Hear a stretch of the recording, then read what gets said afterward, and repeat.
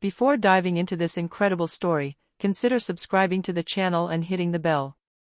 Every story here has something to say, and you won't want to miss a single one. At Brookstone Valley High School, a red brick establishment, lined with century-old oaks and renowned for its tranquility and excellent results, the atmosphere was in reality much more complex. Behind the polite smiles of the teachers and the neatly lined trophy cases, the corridors often echoed with mocking grins, venomous whispers, and bursts of laughter directed at the most vulnerable. One group in particular dominated this silent theater of cruelty. Brittany Carlson, the sports coach's only daughter, was the self-proclaimed queen from school. Blonde, tall, always dressed in the latest fashionable clothes, she imposed her law not by force, but by social fear she didn't need to strike. Her words, her looks, her laughter were enough. Her power was subtle, sharp as a fine blade. By her side, Kylie, sarcastic and cunning, and Amber, more follower than malevolent, formed a feared trio. Their preferred target wasn't a rival, nor a problem student. It was Mia Thompson. A black teenager, frail and silent, invisible in a world where we were expected to shine. She always sat in the back row, shoulders hunched, eyes shifty, as if she wanted to blend into the wall. She never raised her hand, never laughed loudly, never spoke to anyone except when asked a direct question. Every morning, she would sneak in through the side door of Building B, a worn-out backpack over her shoulder, headphones in her ears, but no music. Just to shut out the world. The insults, the nicknames, the crumpled papers thrown at her in class. Mia took it all in. Silently, she took it all in. But no one knew what became of her after school. When the bell rang to signal the end of class, Mia would take the number 13 city bus to the end of the line, where the city gave way to vacant lots and decrepit houses. She always got off at the same stop and nodded goodbye, Madame DeLuca, the old florist, then turned into an alley to reach her modest house with a tin roof. There, Clara, his maternal grandmother, was always waiting for him with a cup of hot tea and a tender look. Clara, a former nurse, was a strong, dignified woman, whose wrinkled hands had borne the burden of generations. She knew her granddaughter's pain, but she also knew that you cannot protect a heart by covering it with a veil. It was necessary to harden it with love. Mia didn't talk much, even at home. But between them, the silences were rich. And as soon as she finished her homework, she would get up, grab her workout outfit, a worn but clean black kimono, and head to the garage. This garage was the sanctuary. His grandfather, Caleb Thompson, a former military instructor who had returned from Afghanistan, had built a makeshift dojo, with tatami mats cobbled together from recycled rugs, a cracked mirror hanging on the wall, and sandbags hanging from rusty hooks. Before dying of cancer, he had passed on to Mia all he knew. Not just fighting techniques, Bhuta philosophy of life. Mia had started training in 9 years at first. It was a way to channel rage and sadness. To give form to his pain. Then it became a ritual. A discipline. A strength. Taekwondo, for speed and flexibility. Jiu-jitsu, for strategy and control. Muay Thai, for power and resistance. Kung Fu, for elegance and balance. She was training for hours, until her muscles trembled, until her fears faded. Every blow she landed, every repeated movement, was excellent prayer addressed to his own future. Clara sometimes looked at her from the doorway, tears in her eyes. One evening, she placed a hand on his shoulder and said to him in a soft but firm voice, "You don't need to fight to hurt, Mia. But you must be ready. To defend yourself. And to protect those whom life doesn't protect." So Mia continued. She rose silently, in the shadows. She forged a power that no one suspected. At school, she remained the same. But in the evening, in this dojo illuminated by a simple halogen lamp, a warrior was born. And soon the world would discover that silence can become a storm. In high school, nothing changed. The days passed, but the humiliations remained. Brittany Carlson had a cruel imagination, and she used it to turn every moment into a nightmare for Mia. She called it, the mute mouse, a mockery that had ended up spreading like an ink stain throughout the school. Even some teachers, distracted or complicit through indifference, had ended up calling him that in low voices. In the hallways, Brittany would accidentally bump into her, sending her books flying in all directions. In the cafeteria, she took great pleasure in bumping her tray, spilling food and drink all over her clothes. Then she would laugh. Loudly. Louder and louder. Until everyone looked at Mia as a spectacle, and never as a person. One day, Mia found a message written in red marker on her locker. "Go back to your hole, mouse." She stood there frozen for a few seconds, staring at the words. Then she took a handkerchief and rubbed it calmly, silently, for several minutes, until the insult almost completely disappeared. That day again, she said nothing, she simply clenched her fists in her pockets, his nails dug into his palm, but never taking them out. She remembered the words of Clara, her grandmother. "You can't stop people from being cruel, Mia. But you can choose what their cruelty will do to you." So she swallowed it all. The shame. The injustice. The humiliation. She wasn't crying. She was practicing. But one Tuesday morning, something changed. The physical education teacher announced that a special self-defense workshop was going to take place for the girls in the class. "This is a prevention initiative," he said. "And today we have a guest, Mr. Reed." Mr. Reed, a man with salt and pepper hair, piercing eyes, and an imposing build, entered the gym with a confident gait. A former Special Forces soldier turned personal trainer, he exuded a natural authority which silenced the majority of the students. But not Brittany. She crossed her arms, raised her eyebrows, and whispered to Amber. "An old soldier who wants to teach us how to defend ourselves. So funny." Then she imitated clumsy karate moves, giving exaggerated hi-yas. Amber giggled. Mr. Reed pretended not to hear, but his eyes had briefly rested on them.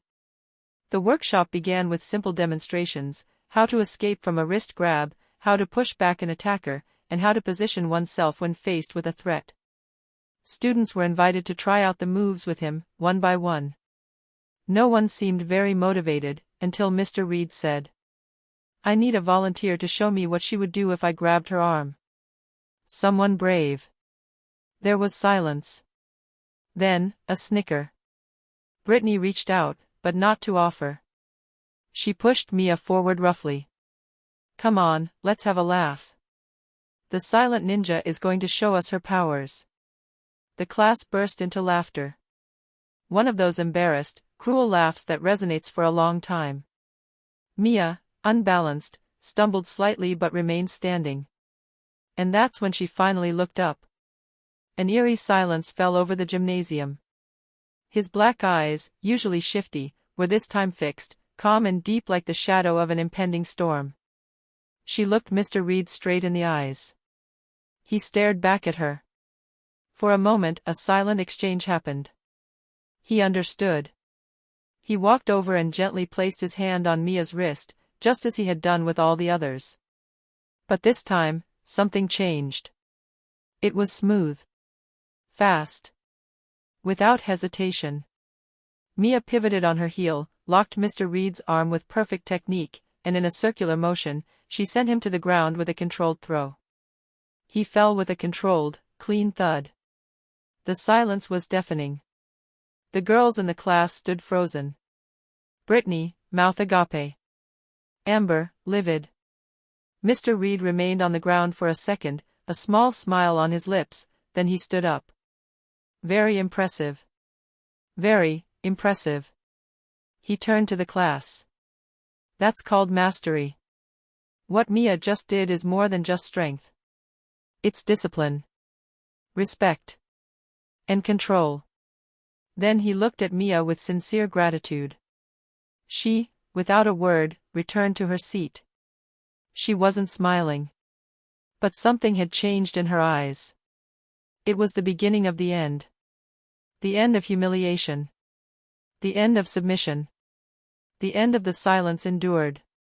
And the beginning of another kind of silence. That of an approaching storm.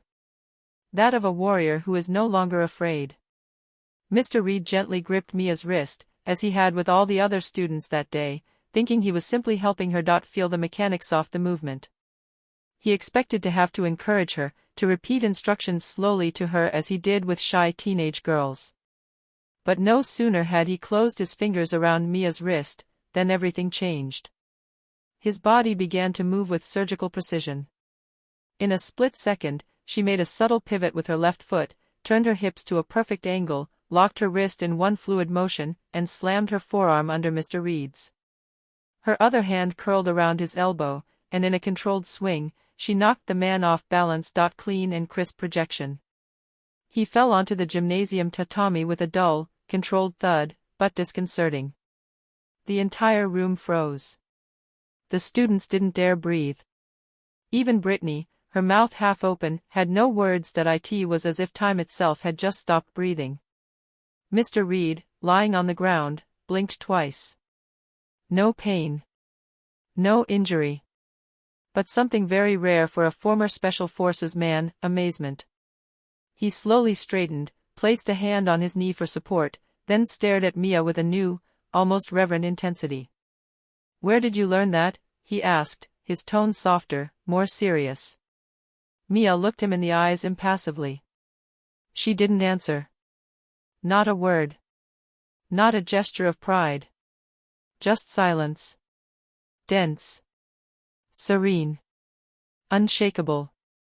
The very next day, the whole school was ablaze with rumors. Some claimed to have seen her practicing routine at lightning speed, alone in the courtyard of Building C, when she thought no one was looking. Others said she was trained by a former spy. That she grew up in a martial arts monastery in Japan. One student swore she saw her break a tree trunk in two with a single kick in a park. Blurry videos circulated on the school's internal networks. Excerpts captured through a window showed a thin, black silhouette performing precise, rapid, and poetic movements. And yet, Mia, in the midst of this tornado, remained the same. Always silent. Always at the back of the class. As if nothing had happened. But in his silence, there was no more fear. There was the wait. Until one day Brittany decided enough was enough. She couldn't accept that Mia was seen as anything other than prey. She couldn't accept losing her power. So, she struck where she knew she could hurt. One Thursday evening, after school, Mia was walking home along the path that ran alongside the gym. There was almost no one there. The sky was overcast, gray, heavy like a restrained storm. That's where Brittany, flanked by Amber and Kylie, was waiting for him, leaning against the wall, arms crossed. "Hey, ninja. Do you think you're a star now?" she said venomously. Mia didn't answer. "Are you playing the silent warrior? But you're still the same. A mouse. A mute mouse." She stepped forward slowly, a cruel smile on her lips. She raised her hand, ready to slap her. But what followed was too fast to be understood. In a flash, Mia grabbed Brittany's wrist before the slap landed, twisted her arm in a sharp but measured motion, forced her to bend over until his knee touches the ground. Brittany let out a muffled cry, surprised more by the mental pain than the physical pain. She didn't even understand what had just happened to her. Amber wanted to intervene. She raised her arm. But Mia, without even looking at her, pivoted slightly, dodged, then performed a perfectly executed back sweep, sending Amber to the ground before she had time to realize anything. Kylie, however, didn't dare move. She took a step back. Mia gently released Brittany's arm and knelt beside her, calmly. She looked her straight in the eyes. And, for the first time, she spoke. His voice was bass, low, clear. "It's not me you're insulting. It's all those who don't have the strength to respond. Those you humiliate because you think they can't defend themselves. But me. I've prepared myself." Brittany said nothing. Her gaze was blank, lost. She was trembling slightly. Mia stood up. She looked at Amber, still sitting on the floor, and Kylie, frozen. Then she walked away, her steps calm and straight, leaving a heavy silence behind her. That evening, the sky finally let go of its rain. Fine. Cold. Continue. But for Mia, it was not an end. It was the beginning. The scene had been discreetly filmed by a student from the journalism club, a quiet boy named Theo, who had always observed Mia from afar, fascinated by her mystery. That evening, he had simply wanted to capture a few images for a project on bullying. He had never imagined he would film such a powerful scene. The video clearly showed the girl's brutality, followed by Mia's fluid, precise, and incredibly calm reaction. The contrast struck everyone: gratuitous violence versus a clear defense, without hatred, without rage, just implacable control. Mia hadn't attacked. She had simply shown that she was no longer a victim. The video was first shared in a small group of students, then on the school newspaper's account. Within hours, it had spread across campus. In less than 2 days, it had reached social media, even beyond the city limits. Internet users were incensed. #Mia the Silent Storm went viral. Comments poured in. She is amazing. She's like a movie heroine. That's what we call true strength. The following Monday, the principal, Mr. Callahan, summoned Mia into his office. He looked worried, uncomfortable. Sitting next to him, Mr. Reed, the self-defense instructor, crossed his arms and said firmly, "She didn't provoke. She only defended herself. And she did it with a mastery that commands respect." Mr. Callahan sighed and nodded slowly. "Very well. But I want to make sure no one else gets hurt." "She didn't hurt anyone," Mr. Reed replied. "What she broke was the silence." From that day on, Mia's image changed completely. She didn't become popular in the classic sense. She became a symbol figure of calm and power. Mia, true to her discreet nature, refused interviews, but accepted an idea proposed by Theo and Mr. Reed, to open a small self-defense workshop, reserved for high school girls. A club without noise, without spotlights. Just a safe place to learn to no longer be afraid. In the first few weeks, only a few shy girls signed up. Then, little by little, word of mouth took over. Former victims, but also popular, curious girls, came. Even some former stalkers began to appear, clumsy, silent. One rainy afternoon, Brittany walked through the door of the makeshift dojo in a gym. She said nothing. She looked down. She sat at the back. Mia had seen her. She could have chased her away. Humiliated her in return. But instead, she approached, handed her a hair tie, and said softly, "You can start whenever you're ready." Brittany nodded. That day, for the first time, she learned to breathe calmly. And to strike, not to hurt, but to regain balance. Years later, Mia Thompson became a recognized figure, martial arts instructor, but also psychologist for young people in difficulty. She dedicated her life to those the world ignored. In her lectures, she always repeated this phrase: "Silence is not a weakness. It is a space where true strength grows." And at the entrance to his dojo, engraved in sober letters on an aged wooden panel, one could read, "It's not fear we're facing. It's forgetting who we are."